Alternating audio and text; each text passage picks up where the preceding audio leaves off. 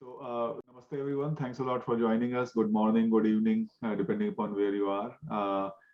We are here today to talk to Dr. Sunil Joshi and Dr. Shalmali Joshi ji. They will be coming to Arsha Vidya Gurukulam middle of next month to conduct a 3-day seminar. The first day would be on 17th, the Friday, and the next 2 days, 18th and 19th, will be the continuation. So we'll talk a little bit more about that. Before we get into that, let me just take a minute and do the opening mantra, and then we'll start. So please bring your hands together, closer to your chest.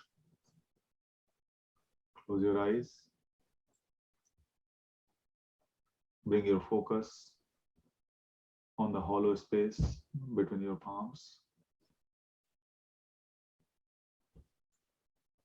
Take a deep breath in.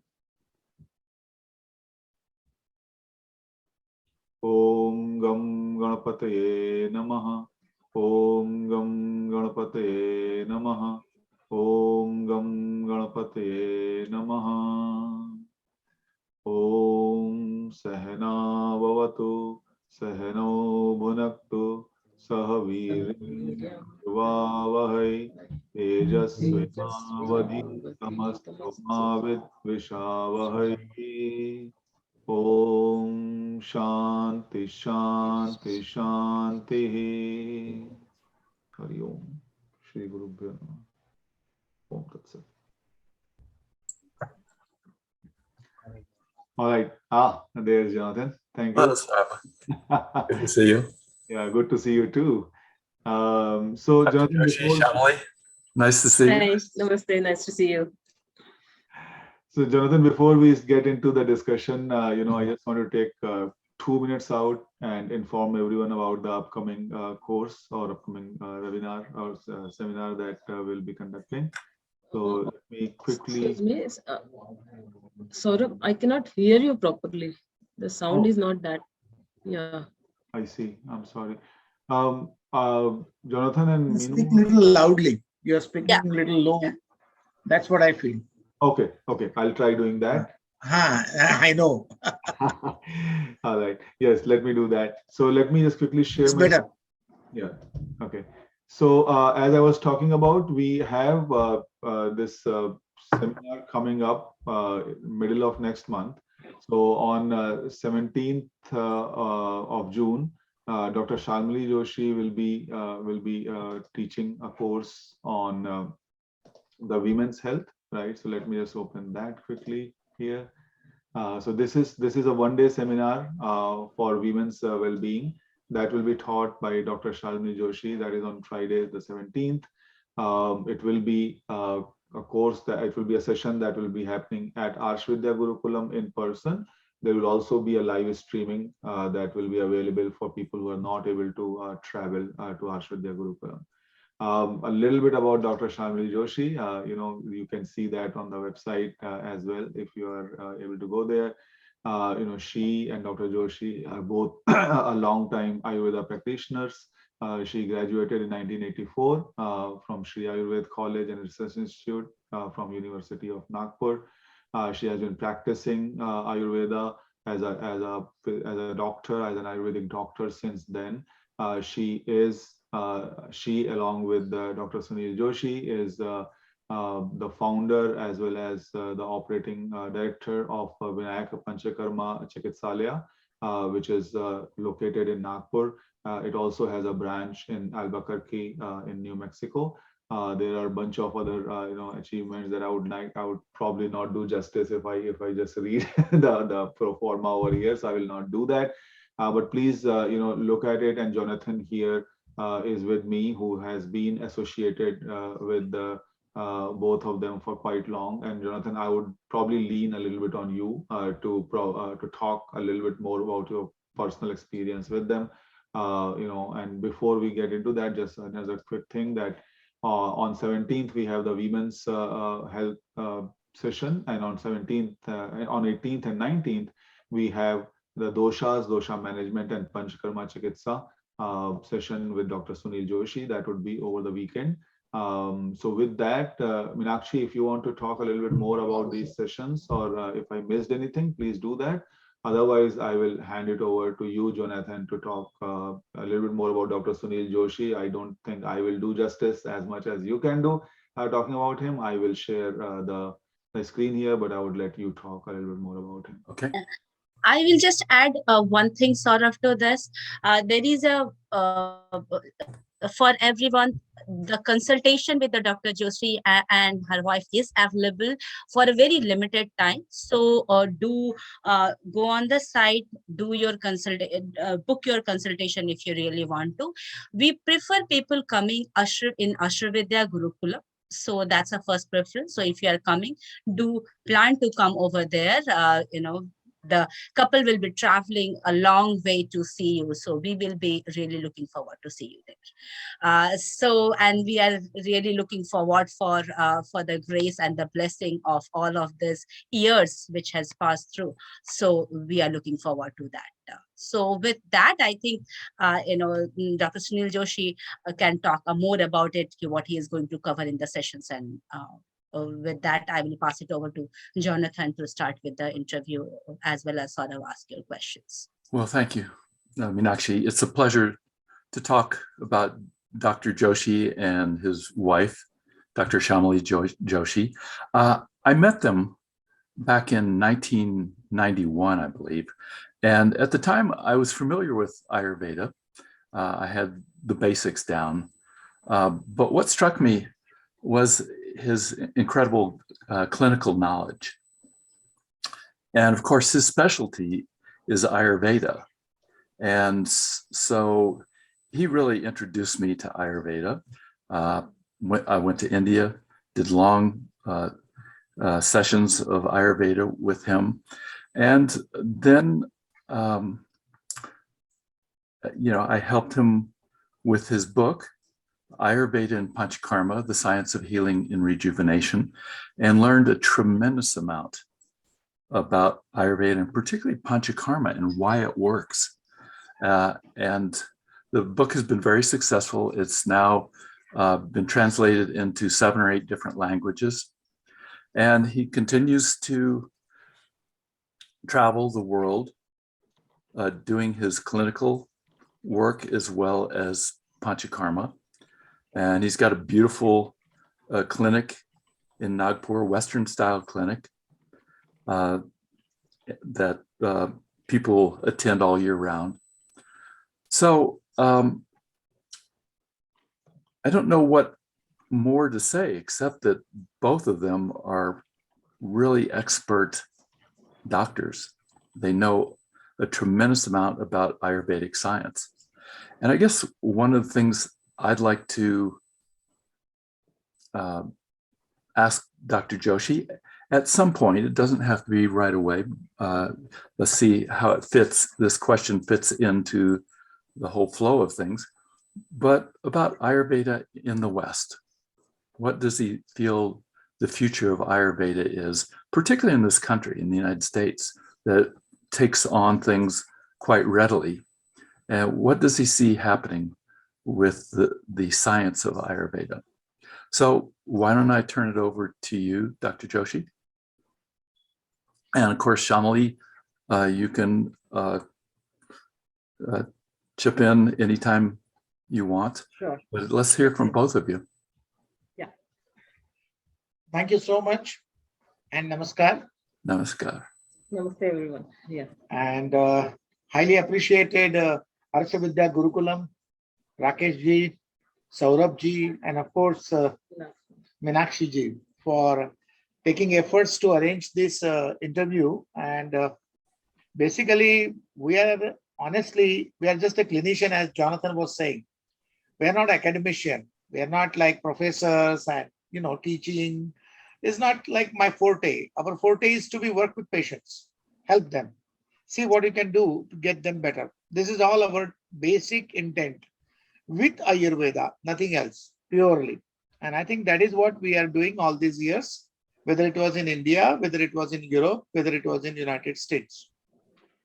And regarding this course, which we are going to take up, is basically a gist of our clinical experience we're going to share with all of you.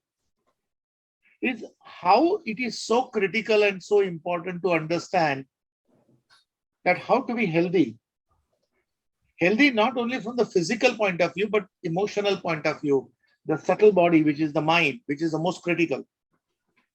So both these mind and body, how to understand them, how to work with them, who makes them work better, who make them balance, and who controls their functions and get them going better and better.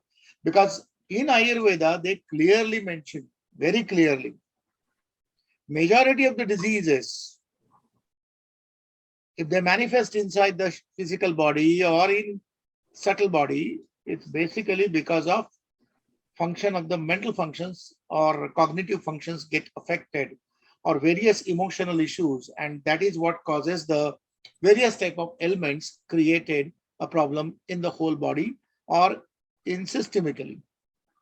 Same way, the other reason for any diseases manifest inside the body is chronic digestive problems, a problem related with the guts, problem related with, according to Ayurveda, Agni. There's a very one-liner statement made by our text, which is called Charaka Sanhita. As somewhere, I think you or Saurabhji is asking a question about authentic material or information about Ayurveda. I think the authentic text on Ayurveda is Charak Sanhita, which is what our Bible. We learned that, we studied that. It is the two-part Charak Sanhita, which has got more than 6,800 sutras, and it's in Sanskrit, but it has been translated in Hindi also, and now it is in English also. It is our really a textbook. It just tells you one sutra, but between the line, it tells you the whole information. What does that means? So when they make a statement, Sarve Roga Api Mandagnau, what does that means? Sarve Roga, majority of the ailments which manifest inside the physical body or emotional body. Manda Agni, that is low or weak digestive fire, is a basic root cause of the problem. So that means you take care of your digestion, you take care of your digestive system, you take care of your digestive fire, and things will not manifest as a disease process. Because according to Ayurveda, disease progress inside the physical body or even in that subtle body in 6 stages. And up to 4th stage, you have no clue whatsoever on today's all these gadgets, what is available for investigation. So for invasive investigation, blood test, urine test, MRI, CT scan, whatever you talk about, they wouldn't pick up. But yes, this subtle science, which give you a clue at a very early stage to pick up the seeds where they are manifest, get them out of the system. For that, they give you a beautiful link to understand this science of Agni and science of mind. And So- both are the root cause of any disease according to our clinical practice, what we have seen. So Dr. Joshi, Because- what the West is saying is that 85 to 90% of illness is psychosomatic. So you're saying the same thing. It starts in the mind. Yes, And then, it starts from the mind and it starts from the mistake of intellect. Yeah. They use the word for that, pradnya aparad. That I know this is not good for me, but still I indulge into this. So consequences are going to be there. That is called mistake of intellect. You know that in your intelligence that this is not good for me, or I'm not supposed to do this way. I'm supposed to do this way. But then you still do it. And then eventually it creates manifest various issues in your subtle mind or subtle body. so low Agni creates poor metabolism, poor breaking Yes. down of the food, and that Exactly. unbroken down food can't nourish the body, and it creates what they call ama or You got it. toxicity. So the word ama means undigested. What is not will be accepted inside the territory of the body. The substance which is not useful for the body, which is not accepted inside the body, which is not well digested, which is no more useful, need to get rid of the body, And that is why it's called ama. Hmm. And this ama, whether it's a physical ama or emotional or mental ama, if they manifest, they sow the seed of the disease. And when that disease starts progressing with etiological factors, various diet, lifestyle, so-called stress is the commonest word for that. And when that keep going on, then this disease process keep going on. And eventually you get a diagnosis. By the way, you got arthritis. By the way, you got insomnia. By the way, you have a degenerative disease. By the way, you have allergies, all kinds of diseases. But their baseline is here, according to Charaka. And I think that's what I wanted to promote to my Ayurvedic audience. Hmm. How to understand this concept of Agni. How to understand this concept of emotional Agni and physical Agni. Hmm. How to take care of that. Who is the link between this mind and body? Who really helps us there? And I think that is the title of my workshop, our workshop rather, dosha management. That it's my beautiful wife, my better half, is also been part of that. And we both are going to discuss these issues. So basically what we're going to discuss, what I feel is understand, explain everything about doshas. What is dosha means, where it come from, how they work, how they are available outside in the universe, how they are available inside of us, how they are available around us in the form of plants, vegetables, fruits, grains, you name it. Everywhere you will find them, and their signature presence will be there. And I want to teach all that information to you in this workshop. Wow. that sounds really fascinating, Dr. Joshi.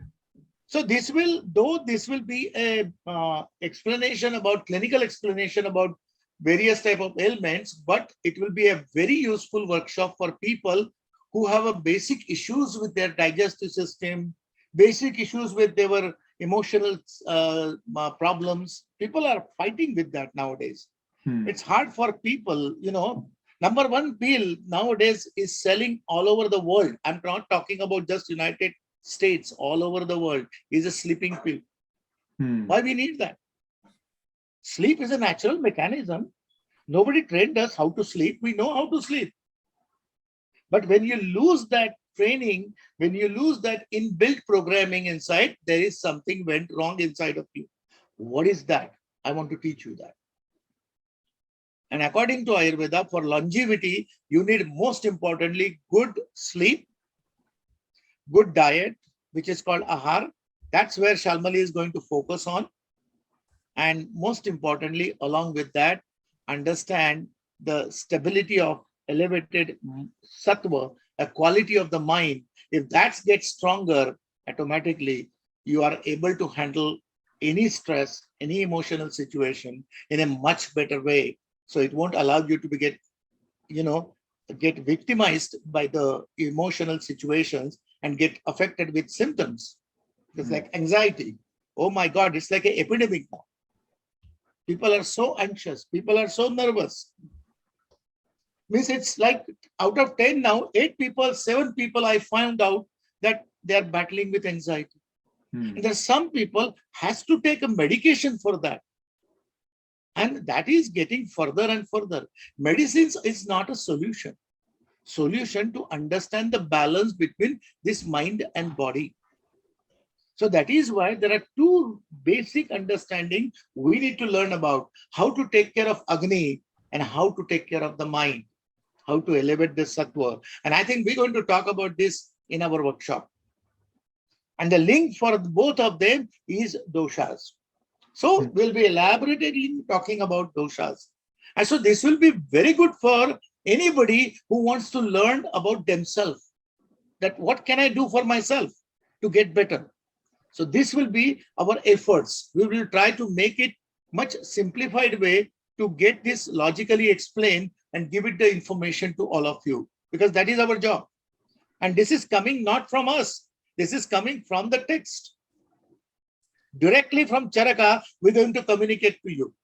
Dr. Joshi, could you very briefly describe for some of the viewers who don't have much background in Ayurveda, the principle of the doshas?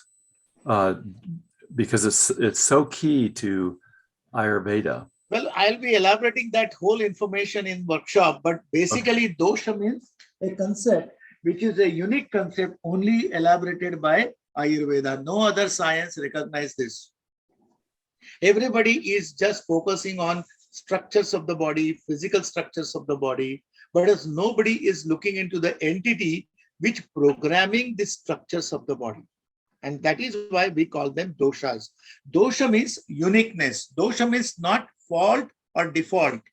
The dosha entity means a uniqueness. A uniqueness each and every person expresses out. We know each and everybody by according to their natures, according to the way they talk, the way they behave, the way they expresses themselves, we recognize them. Oh, that Jonathan, oh, he's a lovely man. He talks about this, he talks about that. Like it immediately comes to you. So this uniqueness, whatever is that personality holds, is recognized by doshas. And doshas is a inherent intelligence which is programming this physical body, my friend.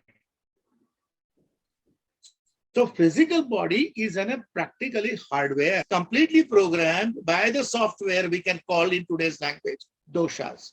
So what is doshas? Doshas are nothing but the elements which is in the nature, in macro form, in micro form, in subtle form, they work inside of us. And we'll be talking about that. Yeah. And that's why we call them Pancha Mahabhutas, 5 cosmic elements. I talked that in my book also.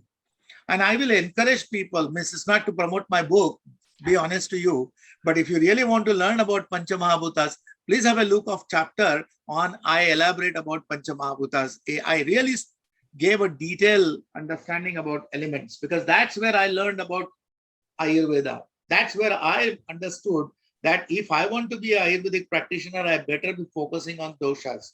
Because if I know how to take care of doshas, I can take care of the emotional status of the mind and I can take care of the Agni also. And that is why doshas is very critical. And they come from Pancha Mahabhutas. Nice. Thanks for that explanation. Is that fair enough? Yeah. Very much. Jonathan, if I could just, tack on to that question, and as you said that some of the audience may not know enough about doshas, Dr. Joshi, for folks who are considering coming to the sessions on 17th, 18th, and 19th, do they need to have some prior knowledge about Ayurveda or prior knowledge of any other, basic concepts, or anybody can join that? I think anybody can join us, to be honest with you, because we will be giving a basic knowledge. Elaborating like easy way to understand the Ayurveda. Basically. So if somebody does not have that information, they still will be able to understand it. That's what we want to do. But yes, if you have some background, if you learned something, if you went through some information, it will be good for you. It will make it a little easier to understand what is that means. We'll be avoiding more technical languages, technical words. I'm always love to use Sanskrit because that's the way only I learned Ayurveda. If I don't chant, nothing clicks to me. So I'll be keep doing that, or she will be keep doing that, but we'll be immediately translate that so that you know what I mean. Makes sense. So yes, for your question, I will say there is a basic book on Ayurveda by Dr. Lad. If you get a chance to look into it, it will give you a lot of information about how Ayurvedic principles work, what is dosha means. Or if you get a chance to look at my book or any other person's book, it talks about it. Dr. Chopra talks about it beautifully. So you can look into that also. So Shalmali, what are you going to be presenting? Yes, I'm going to present basically the woman's issue from puberty to menopause and different kind of variety of diseases, which nowadays we can see more than in 70s or 80s. Nowadays it is getting more and more those kind of diseases, which is very common, like PCOD, then fibroids, adenomyosis, or other kind of diseases, and menopausal diseases. So those kind of women's issue I'm going to discuss in my session. So that's what I'm trying to help. And but like in the with the help of Ayurveda, not the concept which is hormonal nowadays they are giving to the women's. So our goal will be the like how to balance the dosha, which Dr. Joshi just now mentioned. So balancing the three doshas and the cure, how to balance the doshas and taking care of the imbalance, which is like diseases we see nowadays. So that will help to understand the people how to do day-to-day basis simple few things like what to do with dysmenorrhea or menorrhagia, like those things I'm going to talk in that my session. So that's what I'm going to do. And after that, I'm going to do the diet, which is Ahara Chikitsa in Ayurveda, they mentioned, because root cause of all diseases is the diet, which is the food. Absolutely. So that need to be educated basically for everyone, not in US or any other places, but it's everywhere. The Ayurveda says the root cause is the ahar, which is diet, the food which we eat day-to-day basis, and which nourishes our physical structure. So in that, if you eat imbalanced diet, that helps to uh, create the pathology. Like example, kind of if you eat wrong diet or whatever you eat day-to-day basis, which is because of pradnyaparad, we are eating wrong food. So it creates day-to-day basis pathology, and the 4 stages which Dr. Joshi mentioned, we cannot see that. But suddenly you can see the imbalances like either dysmenorrhea or endometriosis or fibroids, which is very common. 6 cases in 10, you will find nowadays these kind of diseases. And PCOD is a very commonly seen disease. So these kind of problems or imbalances, how to treat with doshic method, like I'm going to describe in my sessions. So could you give us a little background about what drew you to Ayurveda and some of the most impressive things that you've found from being part of the science of life?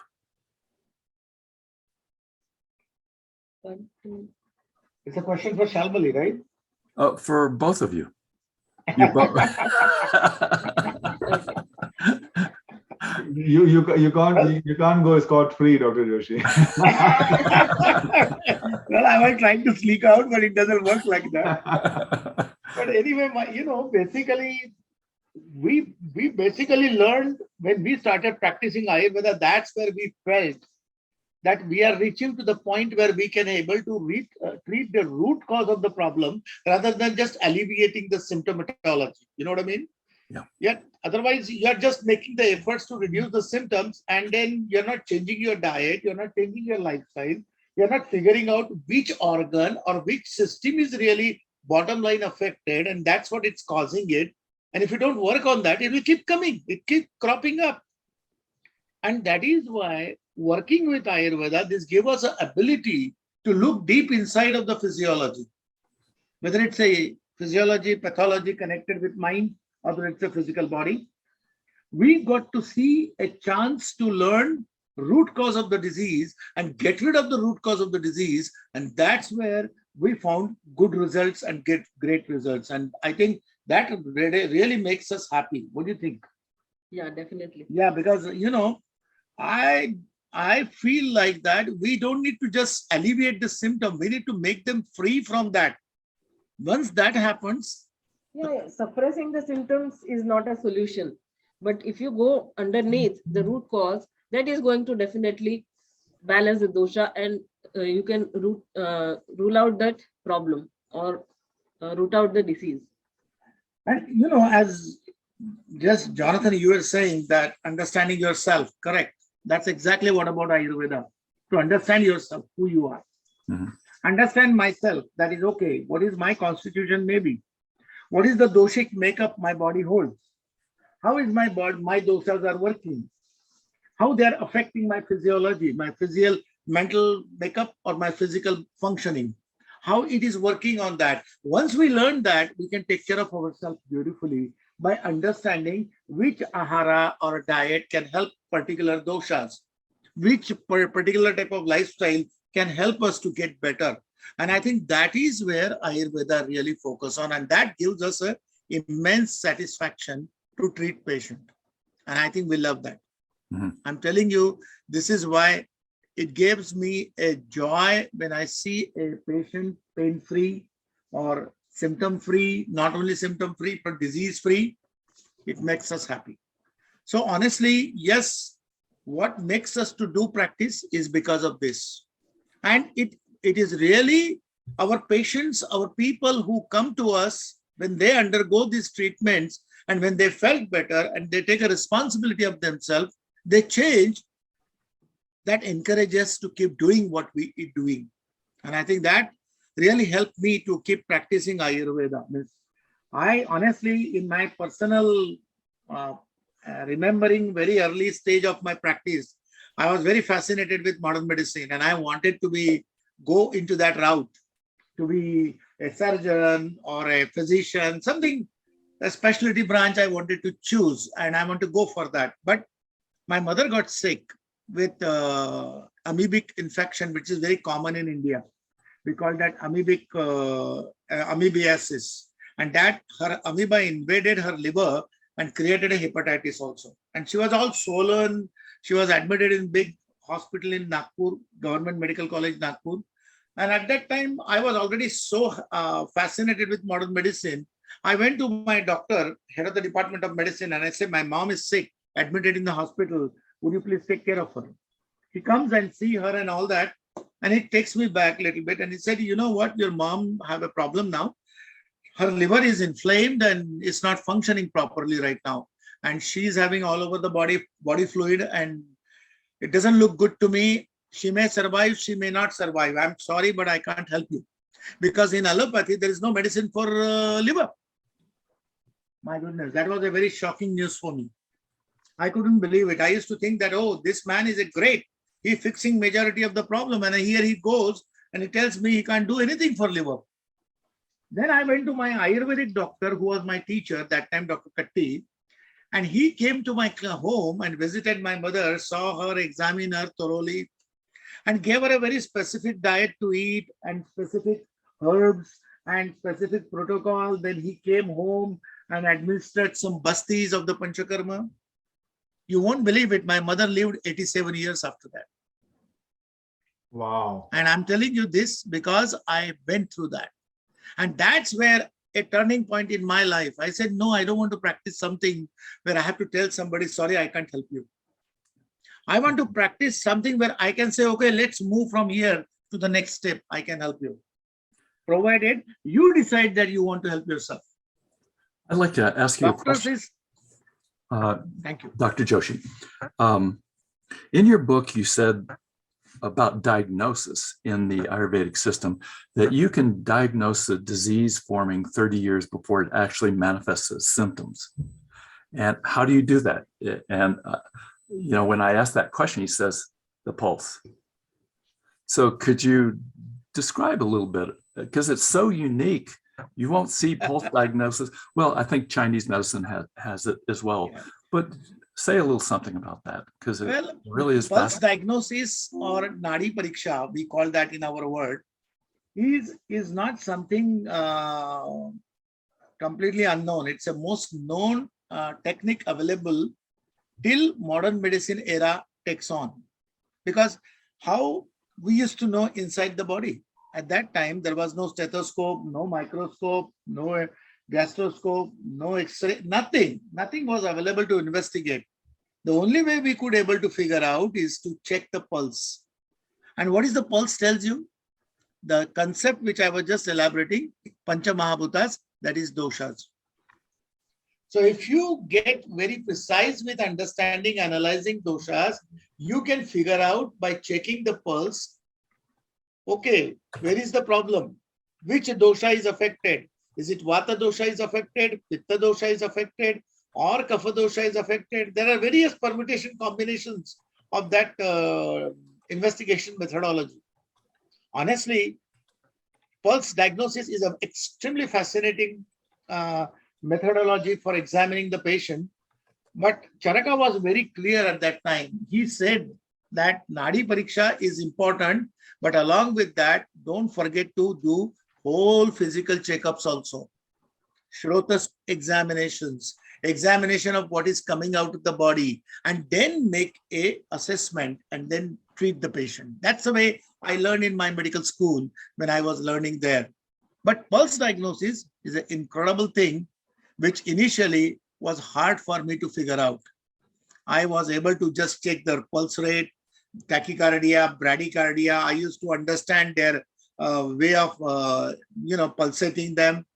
But to understand the differentiate that doshas, recognizing the particular dosha concept, you need to learn about that, and it takes a time. Yeah, it has like different kind of variety of like pulses, like how Vataj pulse you can diagnose, or Pittaj, or Kafaj.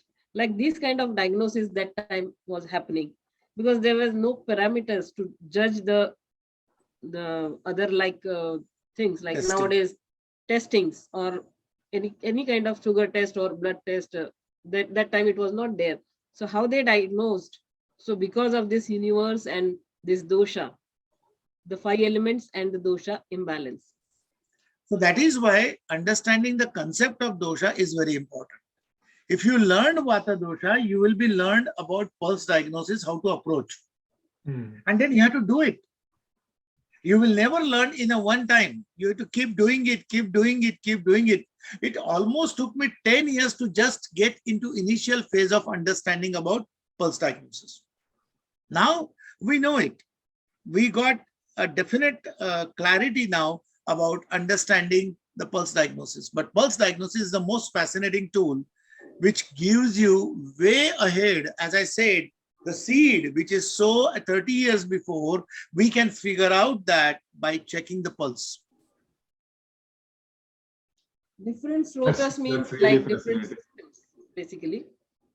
Respiratory system or GI system, like these kind of, or urinary system, or genitals, like any imbalance in that. So all that these kind of pulse diagnoses were done that time, imbalance, to see the imbalances in the body with the help of pulse diagnosis. So it takes time to learn. But that is the real method. Means even today's cardiac surgeons, they can check, aortic wall regurgitation, mitral wall stenosis. Even by checking the pulse, they can figure out that.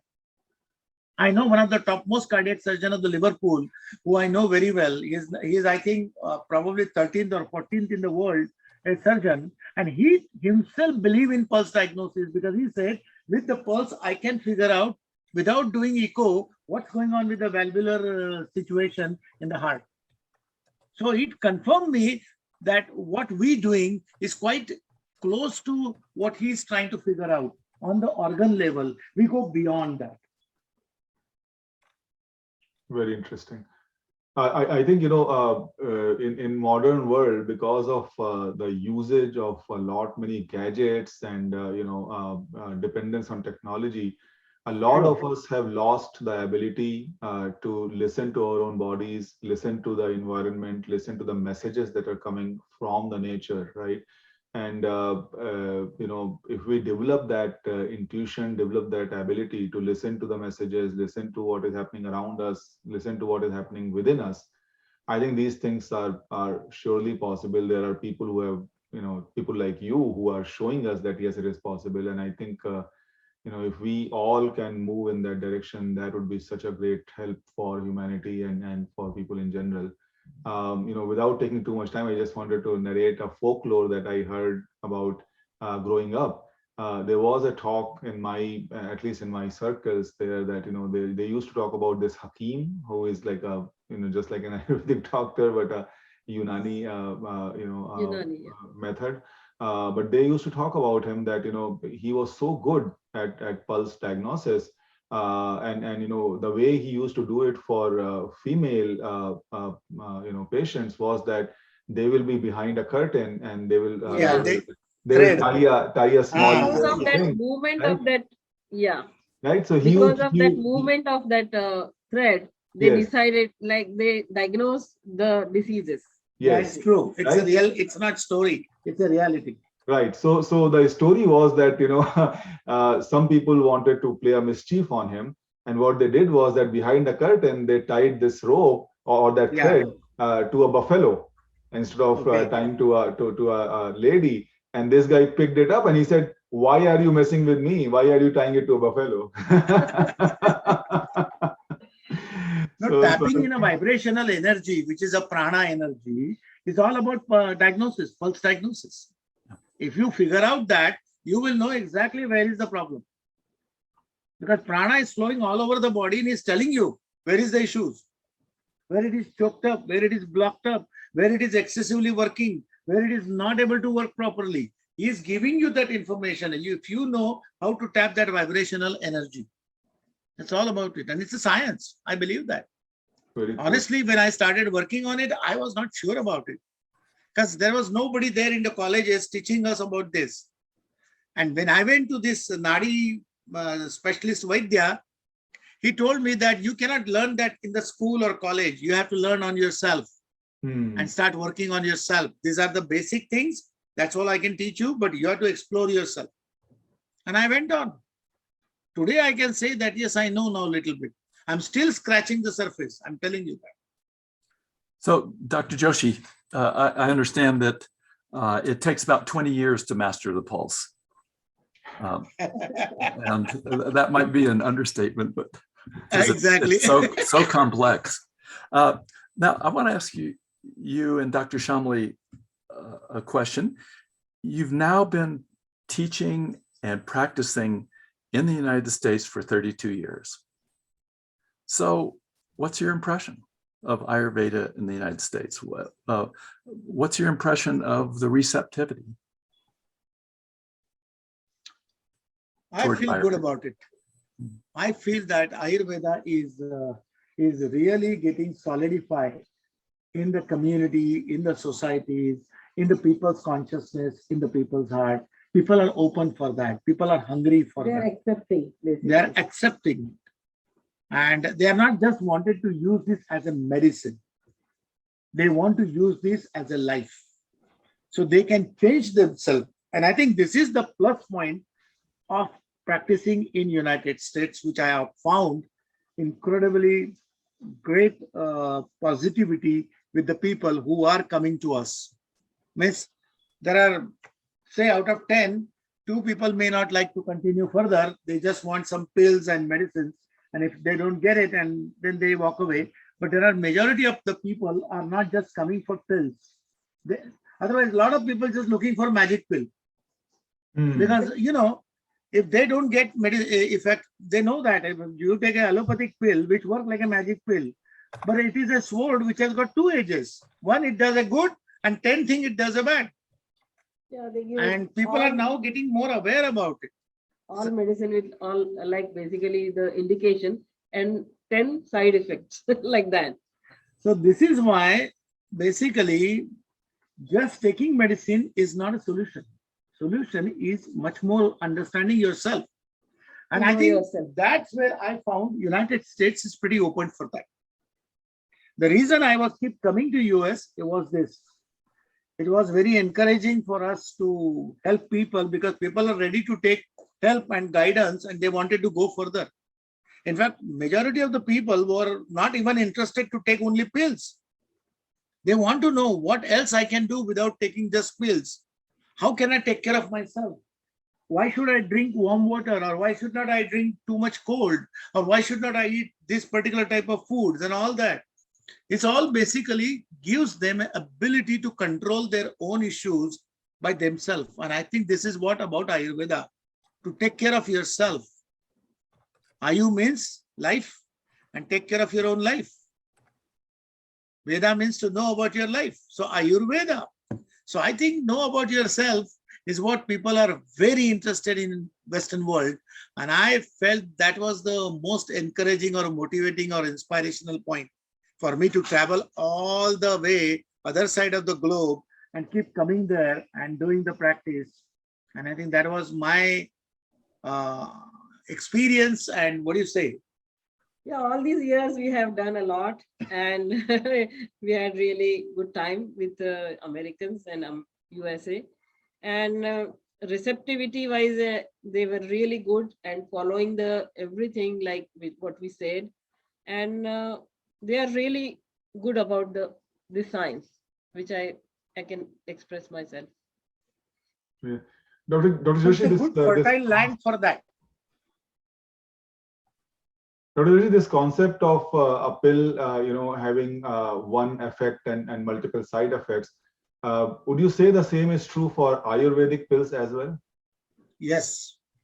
If you take wrong way, wrong doses, Wrong medicine for and not following the pathyam and just taking medicine, it will not work.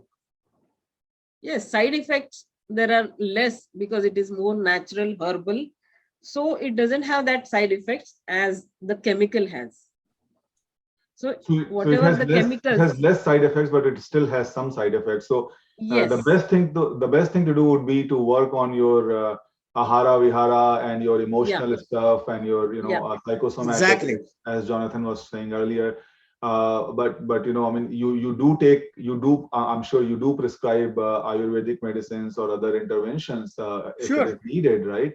Sure. But the better thing to do probably would be to change your lifestyle, to change your attitude, to change your emotional built up, and then not have to get to a point where you have to have any kind of medication. But Yeah, that is true. taken in the right dosage, there's generally no side effects with Ayurvedic medicine. Is that correct? Absolutely. Absolutely. As long as you're taking correct way and correct doses, Got it. it never hurts you.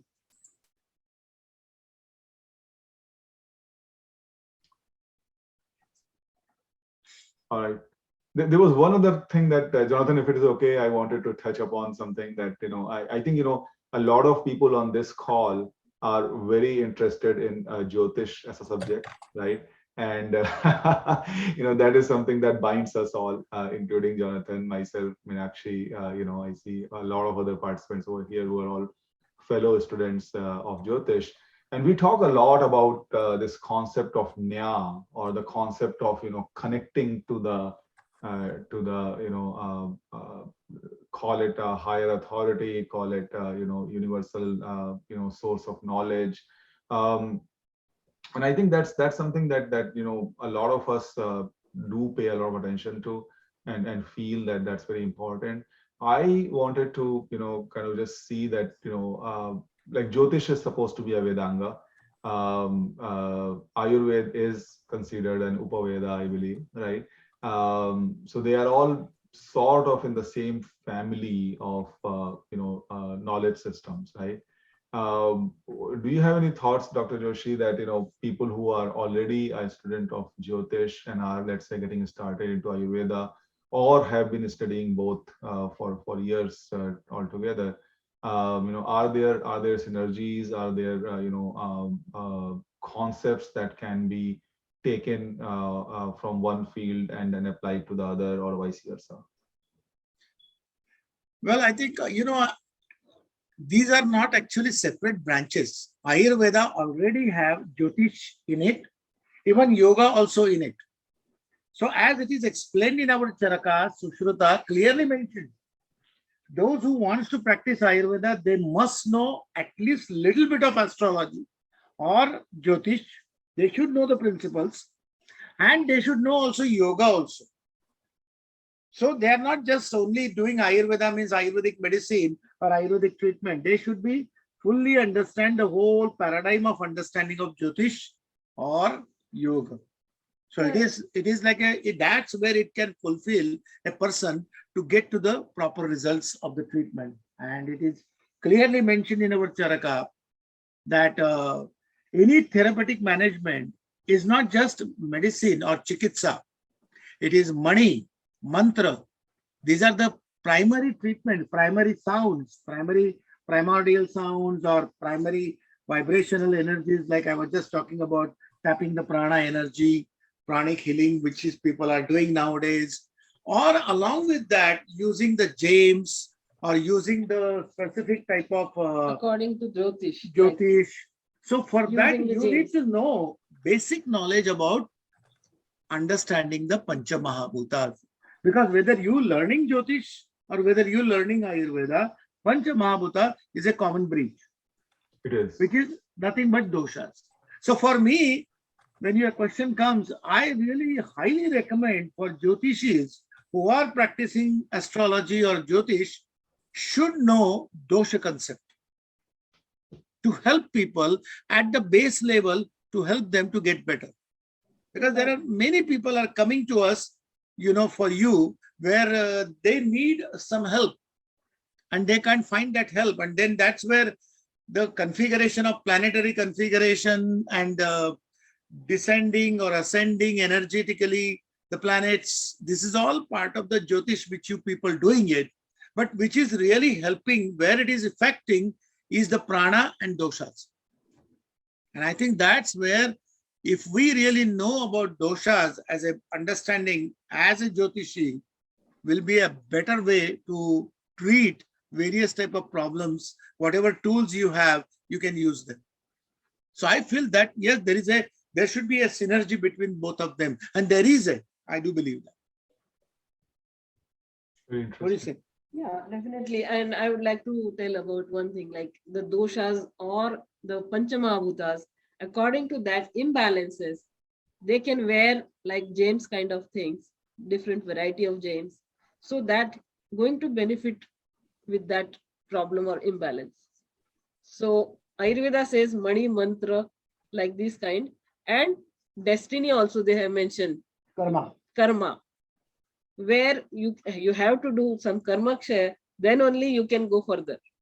Or disease is also there, but you have to take care of money mantra and karma, which is deva vipashra they mentioned in Ayurveda.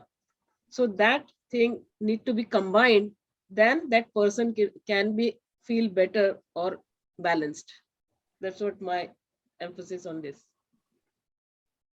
Surely, Jyotish is a science which every Vaidya should know, because when we make a chart, we know then which planet is holding the house and which planet is weak, which planet is strong. So that gives us some idea, clue to go into the direction of analyzing the doshas and go from there on the physical and emotional level and start further management. And I think I was working like that majority of the time with my patients.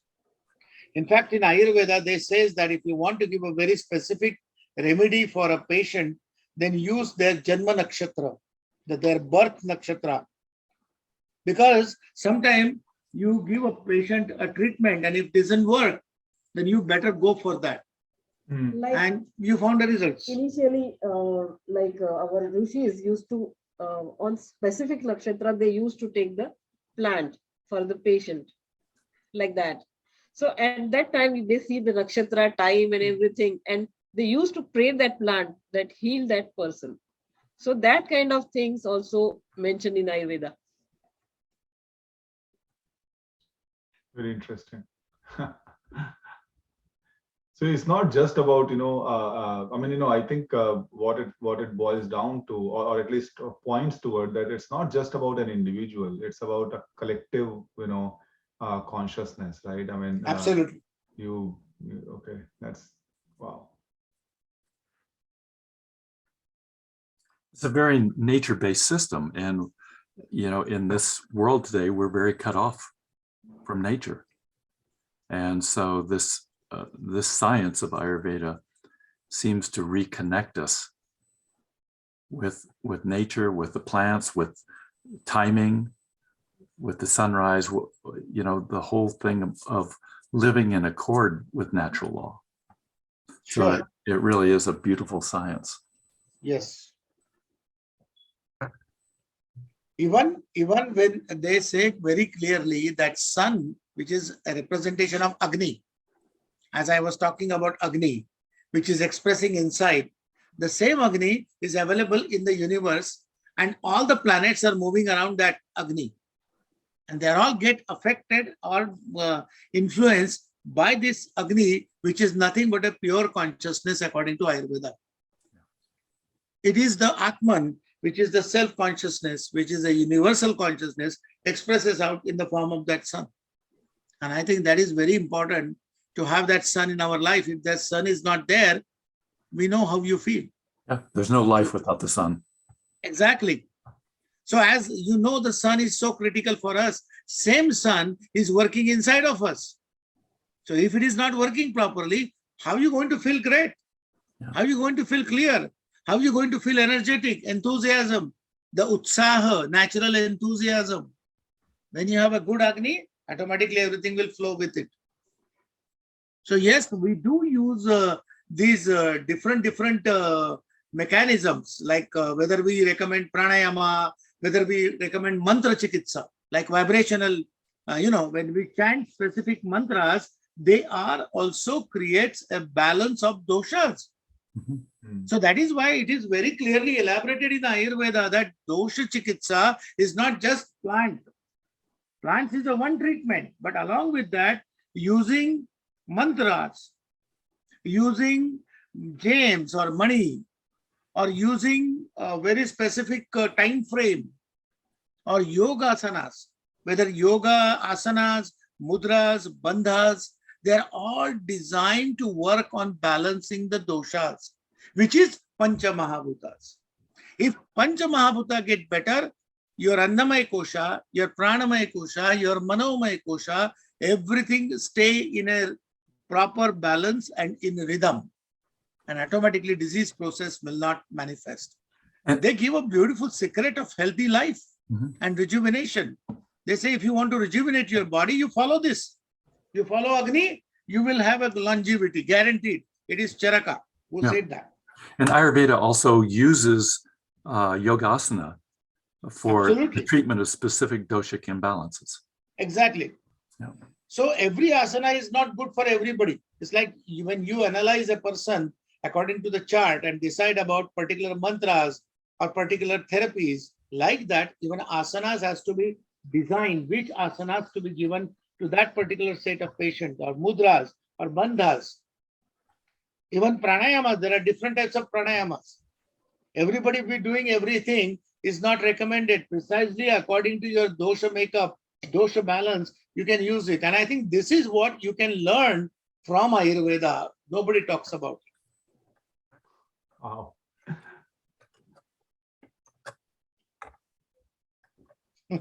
May I tell you, it's very fascinating how much I'm getting into this. I'm learning every day with the patients. It's like incredible experience for me just to learn about how one particular thing can help patient to get better. So that's where I realized only medicine is not a treatment, which is what, unfortunately, as a disciplined doctor, when you get into the practice of medical practitioner, there's a design inside of you that I'm supposed to prescribe medicine. That is the least thing you do. Most importantly, you do is to figure out what else to do. And that's what I learned from Ayurveda. The modern medicine is really good. It's helping everyone. It's not like that, but to prevent the diseases, what to do, it mentioned in Ayurveda, which is preventative medicine, basically. So that helps to balance the three doshas and balance the body. That is really profound, Dr. Joshi. So for folks who want to kind of understand how to live a better life and kind of or are struggling with things where they need some help, you will be here at Ayurveda Gurukulam on 17th, 18th, and 19th of June, and there are some slots available for people to book for a consultation with both you and Dr. Shalmali. So I would encourage everyone to go to jyotish.com website, or they can reach out to Meenakshi if you have her contact details, and she would be able to help you with any consultations. But you also have the centers in Albuquerque and center in Nagpur. I think where people can go for longer treatments, right? And the Sure. flagship program there is Panchakarma, if I Yeah. understand it correctly, right? So I would again encourage everyone to look at the website, and you know, if you have any questions about that, you can reach out to Dr. Joshi directly about that. I will be definitely looking forward to do my own Panchakarma sometime soon, Dr. Joshi. I think, you know, the time You're has come welcome that anytime. Yeah. I should think about that. So as you said, you are more of a practical, you know, a practicing, you know, Ayurvedic clinician Clinician. or a doctor, right? I had a question around that. I mean, you know, as much as we say that, you know, the modern lifestyle and the modern science, modern medicine, you know, has been sort of, you know, is a little bit of a culprit in, as Jonathan said, you know, moving us away from the nature. It does have its own place. You know, it did help us in taking care of or preventing infections, preventing diseases which are caused from outside.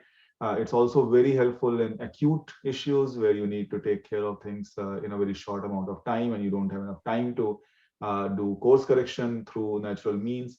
Where do you see, Dr. Joshi, you know, the modern medicine, the modern science, and the ancient knowledge, what today we call as the alternate, you know, medicine, which I find to be very unfortunate, because just 200 years back, what we call our alternate today was actually the main, or was the only thing available to us, really, right? Correct.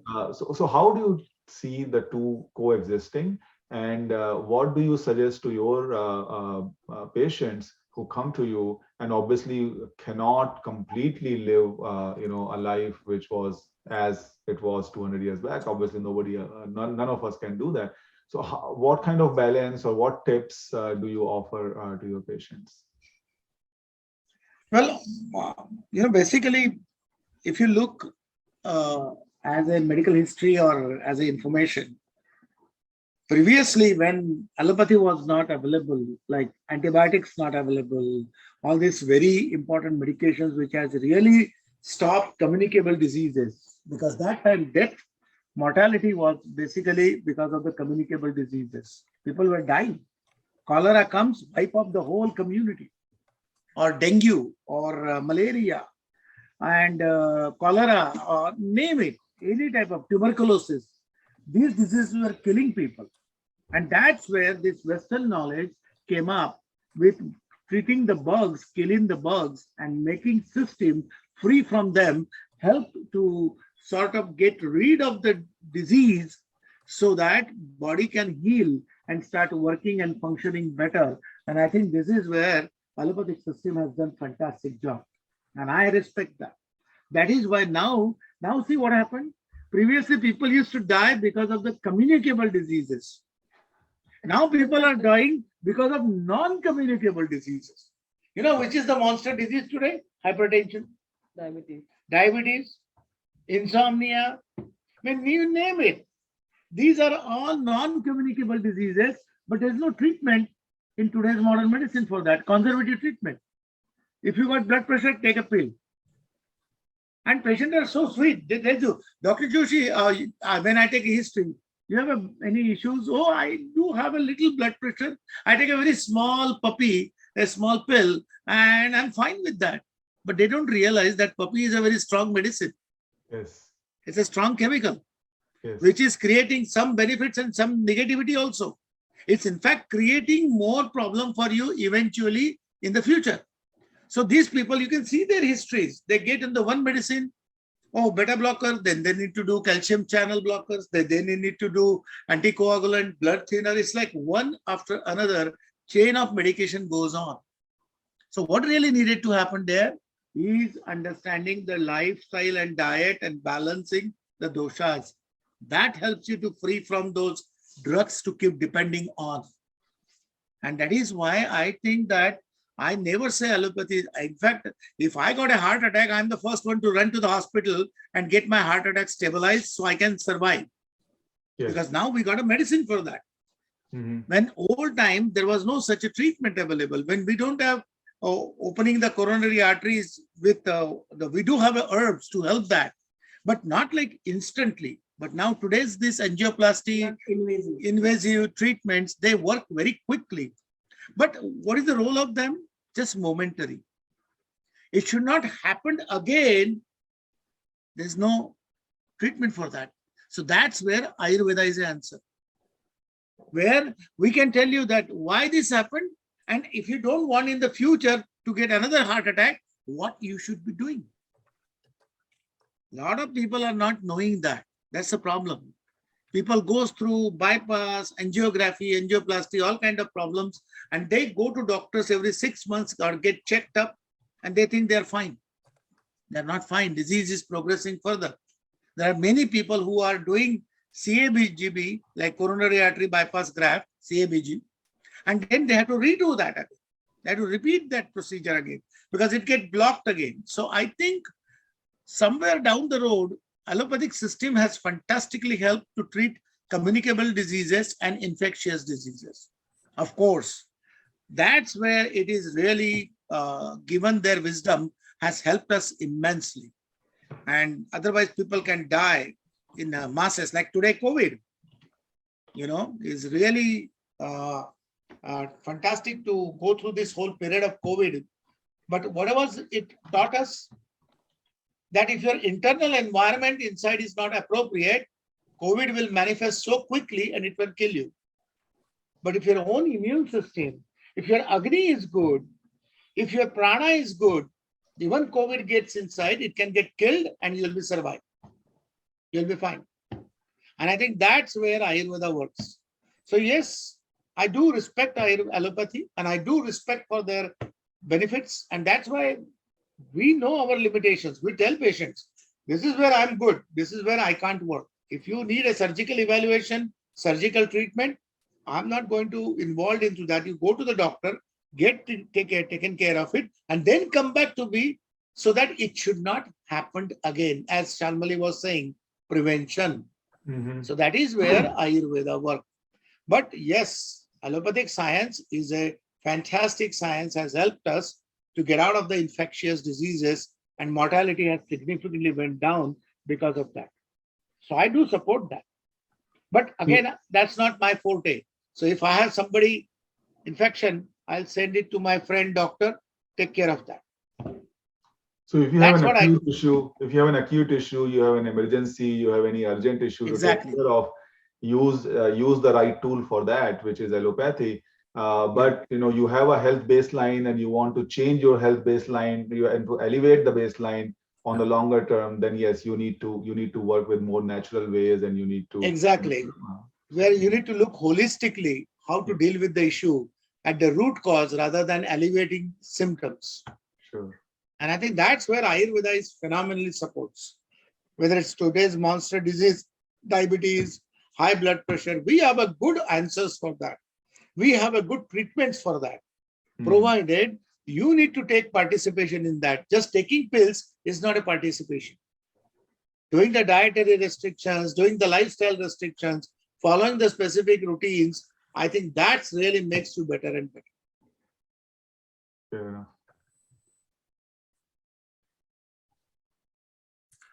So in your book, you mentioned that, and you just had mentioned holistic, and that Ayurveda, it starts with the body, but it connects mind, body, emotions, and spirit. Correct. And that that's why it's holistic. It takes everything about human nature into account. Well, the definition itself is explanatory, because what is Ayurveda?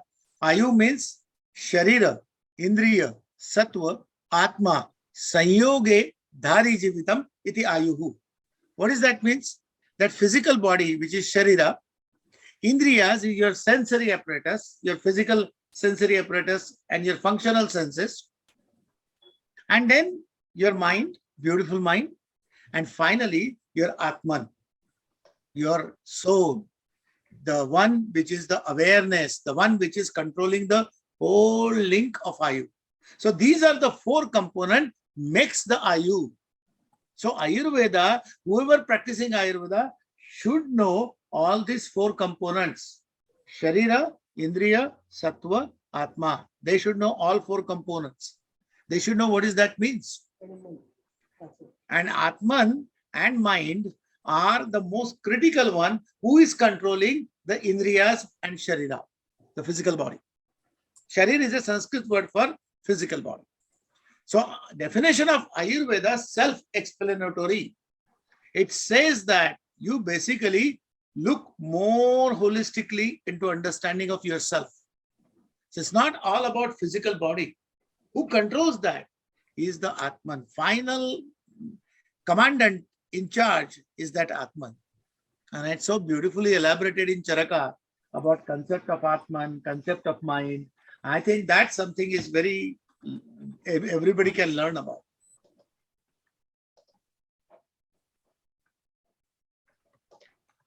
Very interesting.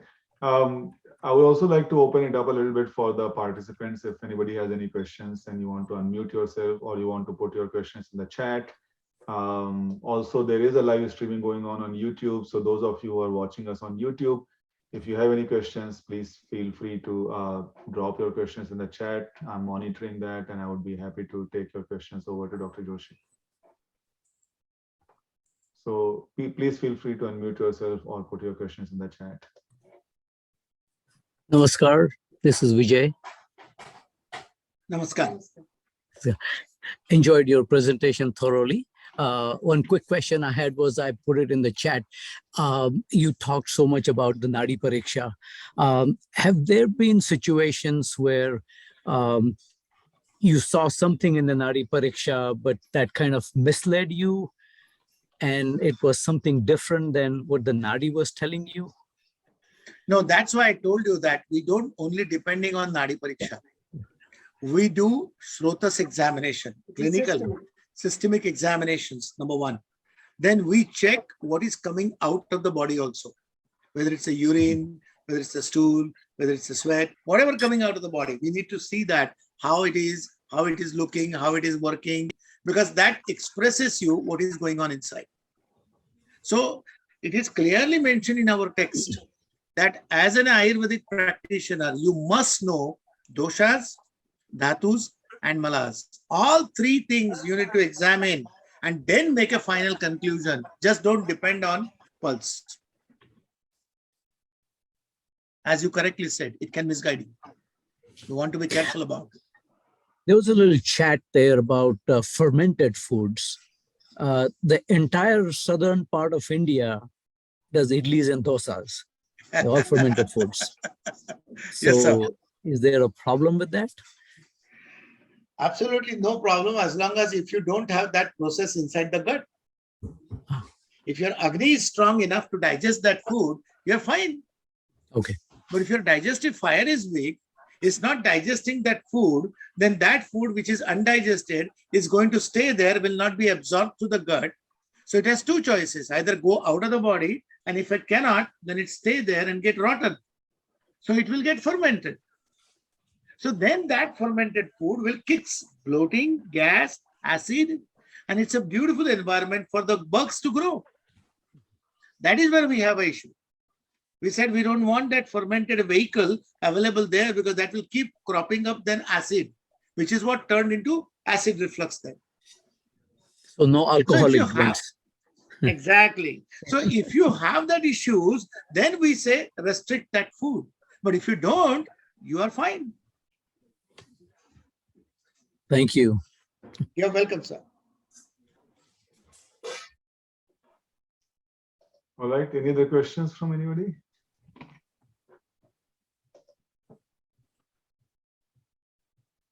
There's one in the chat. About the yogasanas? Yes. It's a fairly extensive Yeah. answer. So Dr. Joshi, the question is, specific yogasanas for specific diseases, and I am just sitting here thinking that probably not enough time to talk about that, and it may also Come be to a the better class. question. Yeah, it may also be a better question to take to a yoga therapy class rather than an Ayurveda class. Exactly. So, There is a whole treatment called Vihara Chikitsa explained in Ayurveda. Kalpana ji, I see your question there. The contact information is available on the website, jyotish.com. Please do get in touch with Meenakshi. She will be able to help you out with whatever your needs are. And Dr. Joshi's website also, I'll try and put that in the chat. I'd like to, since Dr. Joshi talked about suggesting that people read something on Ayurveda before the class, it might be helpful. This is Dr. Joshi's book. It's called Ayurveda and Panchakarma, The Science of Healing and Rejuvenation. And it's available at Amazon, through many bookstores, and Dr. Joshi's clinic in Albuquerque. Awesome. Thank you, Jonathan. Yeah, I was trying to search for the link as well. Absolutely. That would be awesome. All right. So unless there are any other further questions, we are reaching towards the end of this session. I think, we have taken a lot of time. It's getting late back in India for Dr. Joshi and Dr. Shalmali. So unless there are any other specific questions, we would like to start moving towards closing this session. Saurabh, there is a question from the YouTube cast. I am in the chat right now. Sure.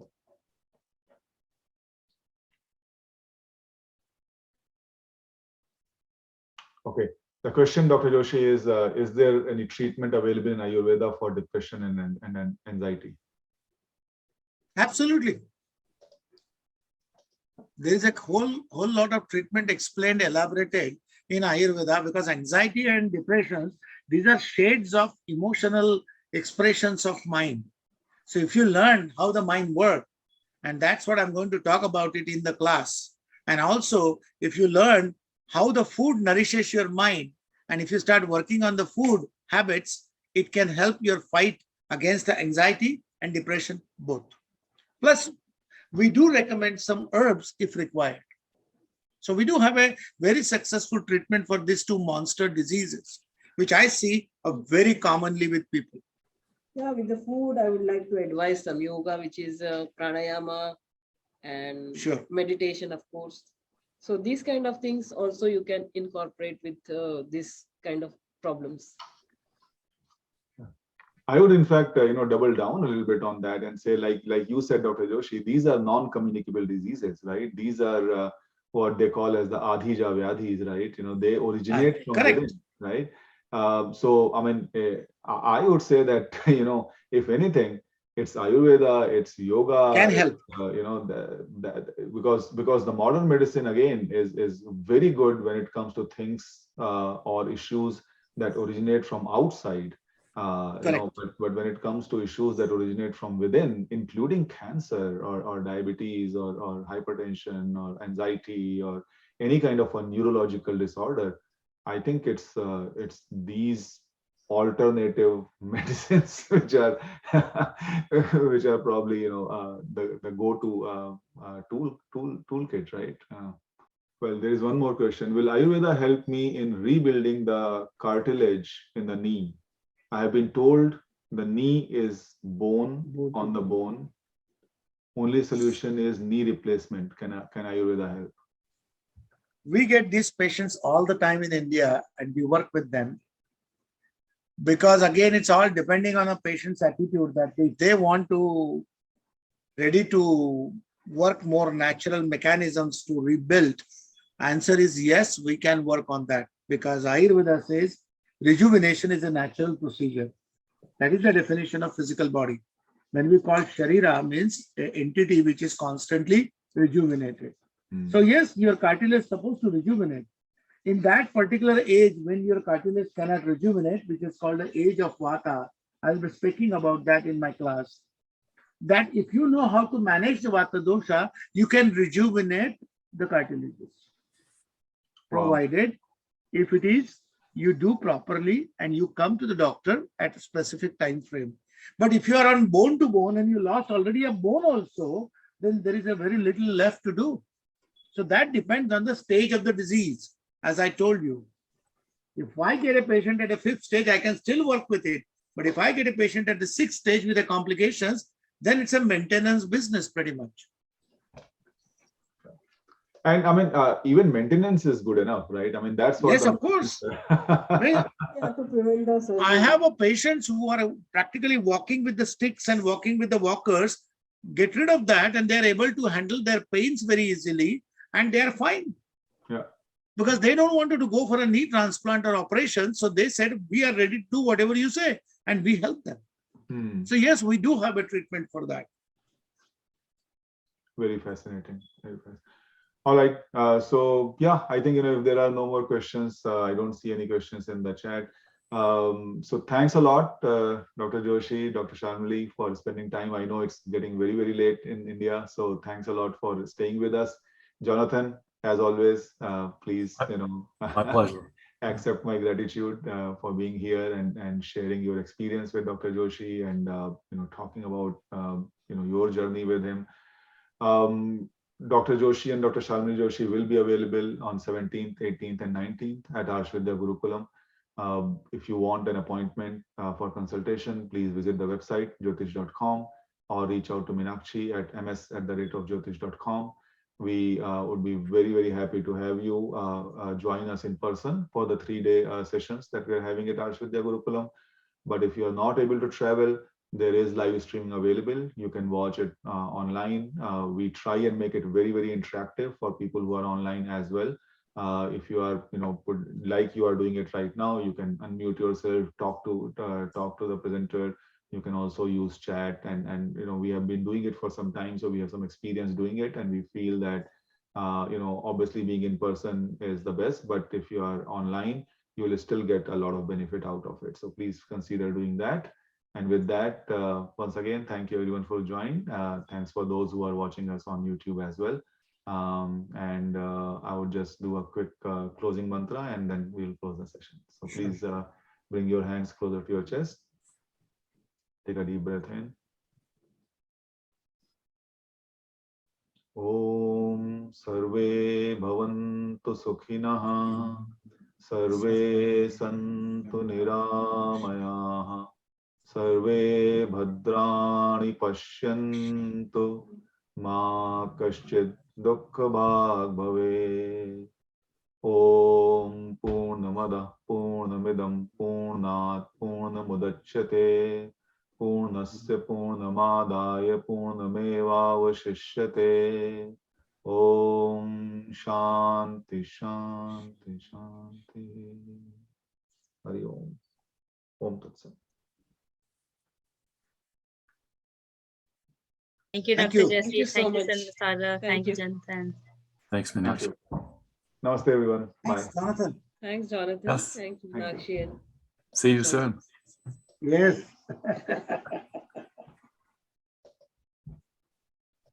Hey,